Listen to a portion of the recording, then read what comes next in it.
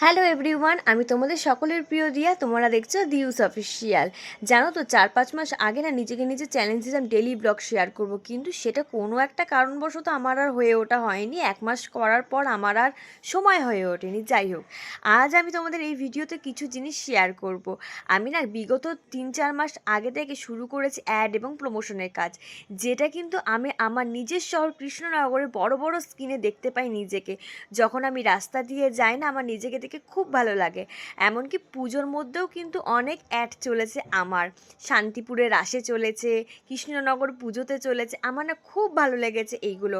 আর তার থেকেও ভালো লেগেছে জানো তো কি, যখন আমি পুজোর সময় বেরিয়েছি, পুরো পুজোটা লক্ষ্মী পুজো, দুর্গা পুজো, কালী পুজো, জগৎ পুজো সবাই এসে আমার না কাজে খুব সুনাম করেছে। তখন না আমার সত্যি খুব ভালো লেগেছে। আরও একটা জিনিস হয়েছে জানো তো, এই দুর্গা পুজোর পরপরই না অঙ্কুরের দোকানে পুজোটা শুরু করেছিল। নতুন দোকান খুলেছে অঙ্কুর, আর সেই দোকানটারই তোমাদের একটা ভিডিও শেয়ার করলাম। হ্যাঁ জানি শপটা এখন একটু ছোট আছে, যদিও ভবিষ্যতে অনেক বড় হব।